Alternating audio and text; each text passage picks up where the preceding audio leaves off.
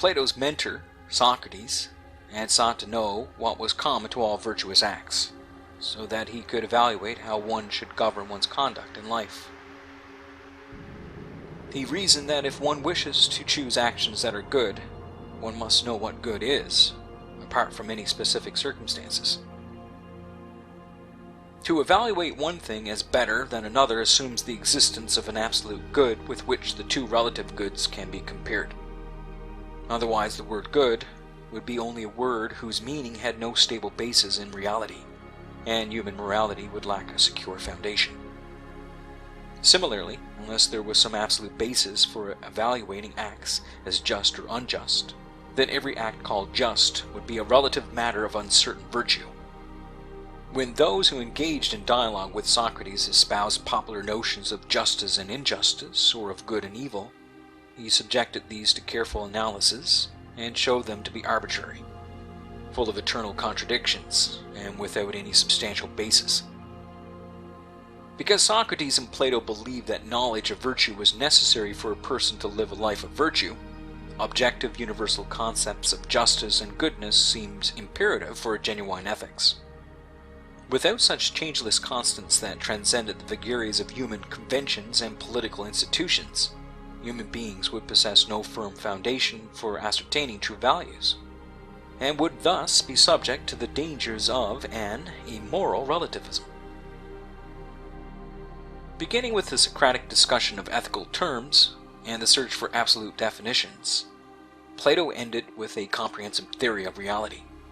Just as man as moral agent requires the ideas of justice and goodness to conduct his life well, so man as scientist requires other absolute ideas to understand the world, other universals by which the chaos, flux, and variety of sensible things can be unified and made intelligible.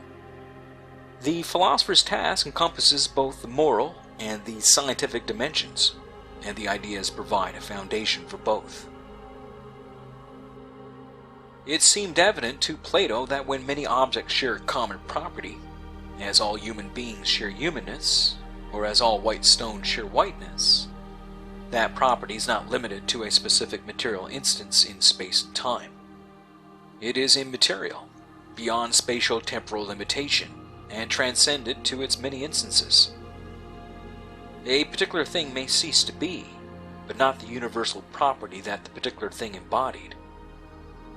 The universal is a separate entity from the particular, and because it is beyond change and never passes away, is superior in its reality. One of Plato's critics once stated, "I see particular horses, but not hoarseness." Plato answered, "That is because you have eyes, but no intelligence." The archetypal horse, which gives form to all horses, is to Plato a more fundamental reality than the particular horses, which are merely specific instances of the horse, embodiments of that form. As such, the archetype is apparent not so much to the limited physical senses, though these can suggest and lead the way, as to the more penetrating eye of the soul, the illuminated intellect. Archetypes reveal themselves more to the inner perception than to the outer. The Platonic perspective thus asks the philosopher to go through the particular to the universal, and beyond the appearance to the essence. It assumes not only that such insight is possible, but that it is mandatory for the attainment of true knowledge.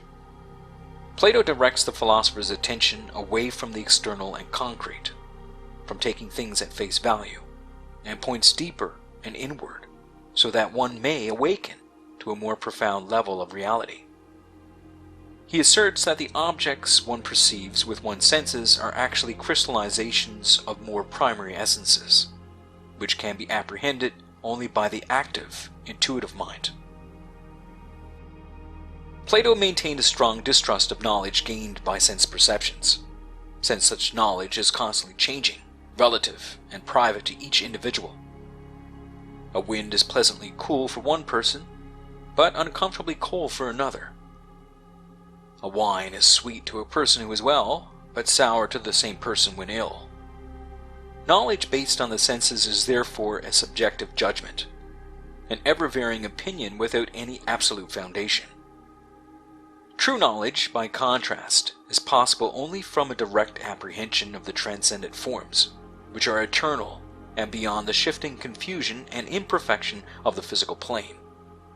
Knowledge derived from the senses is merely opinion, and is fallible by any non-relative standard. Only knowledge derived directly from the ideas is infallible, and can be justifiably called real knowledge. For example, the senses never experience true or absolute equality, since no two things in this world are ever exactly equal to each other in every respect. Rather, they are always only more or less equal. Yet, because of the transcendent idea of equality, the human intellect can comprehend absolute equality independently of the senses, and can therefore employ the term equality and recognize approximations of equality in the empirical world. Similarly, there are no perfect circles in nature, but all proximate circles in nature derive their circleness from the perfect archetypal circle. And it is on this later reality that the human intelligence depends to recognize any empirical circles. So too with perfect goodness or perfect beauty. For when one speaks of something as more beautiful or more good than something else, this comparison can be made only against an invisible standard of absolute beauty or goodness. Beauty itself and the good itself. Everything in the sensible world is imperfect, relative, and constantly shifting. But human knowledge needs and seeks absolutes, which exist only on the transcendent level of pure ideas.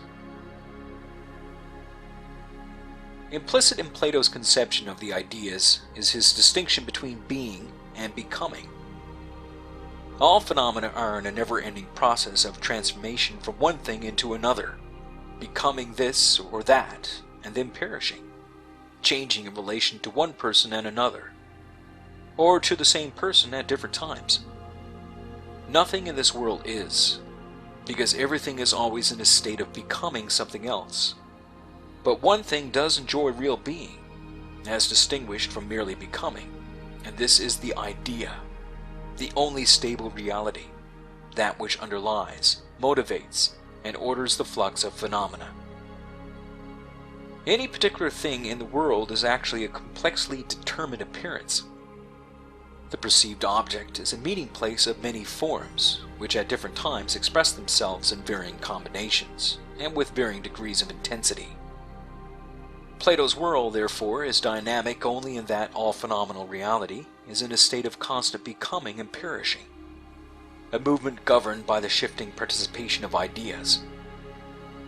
But the ultimate reality, the world of ideas wherein resides true being, not just becoming, is in itself changeless and eternal, and is therefore static.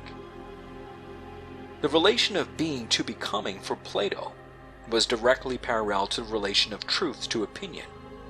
What is apprehensible by the illuminated reason in contrast to what is apprehensible by the physical senses. Since the forms endure, while their concrete expressions come and go, the forms can be said to be immortal, and therefore similar to gods. Though a particular incarnation of the moment may die, the form that was temporarily embodied within that particular continues to manifest itself in other concrete things. A person's beauty passes, but Aphrodite lives on. Archetypal beauty is eternal, neither vulnerable to the passing of time, nor touched by the transience of its particular manifestations. The individual trees of the natural world eventually fall and rot away, but the archetypal tree continues to express itself in and through other trees. A good person may fall and perform evil acts, but the idea of the good stands forever. The archetypal idea comes into and out of being in a multiplicity of concrete forms, yet simultaneously remains transcendent as a unitary essence. Plato's use of the word idea, which in Greek denoted the form, pattern, essential quality, or nature of something, clearly differs from our contemporary usage.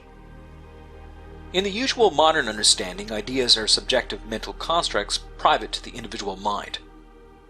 By contrast, Plato meant something that exists not only in human consciousness, but outside of it as well. Platonic ideas are objective.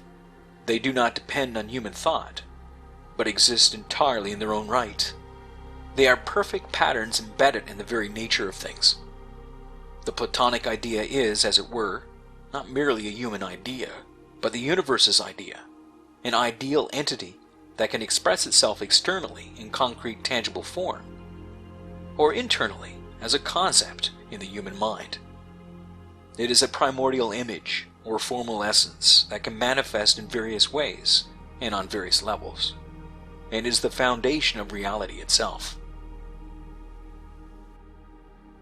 The ideas are thus the fundamental elements of both an ontology, that is a theory of being, and an epistemology, that is a theory of knowledge. They constitute the basic essence and deepest reality of things, and also the means by which certain human knowledge is possible. A bird is a bird by virtue of its participation in the archetypal idea of the bird, and the human mind can know a bird by virtue of the mind's own participation in that same idea of the bird. The human mind and the universe are ordered according to the same archetypal structures or essences, because of which, and only because of which, true understanding of things is possible for the human intelligence. The paradigmatic example of ideas for Plato was mathematics. Following the Pythagoreans, with whose philosophy he seems to have been especially intimate, Plato understood the physical universe to be organized in accordance with the mathematical ideas of number and geometry. These ideas are invisible, apprehensible by intelligence only, and yet can be discovered to be the formative causes and regulators of all empirically visible objects and processes. But again, the Platonic and Pythagorean conception of mathematical ordering principles in nature was essentially different from the conventional modern view. In Plato's understanding, circles, triangles, and numbers are not merely formal or quantitative structures imposed by the human mind on natural phenomena, nor are they only mechanically present in phenomena as a brute fact of their concrete being. Rather, they are numinous and transcendent entities, existing independently of both the phenomena they order and the human mind that perceives them. While the concrete phenomena are transient and imperfect, the mathematical ideas ordering those phenomena are perfect, eternal, and changeless. The training of the mind in mathematics was therefore deemed by Plato essential to the philosophical enterprise, and according to tradition, above the door to his academy were placed the words, "Let no one unacquainted with geometry enter here." To sum up, from the Platonic perspective, the fundamentals of existence are the archetypal ideas, which constitute the intangible substrate of all that is tangible. The true structure of the world is revealed not by the senses, but by the intellect, which in its highest state has direct access to the ideas governing reality. All knowledge presupposes the existence of the ideas. The archetypal realm, far from being an unreal abstraction, or imaginary metaphor for the concrete world, is here considered to be the very basis of reality, that which determines its order and renders it knowable. To this end, Plato declared direct experience of the transcendent ideas to be the philosopher's primary goal and ultimate destination.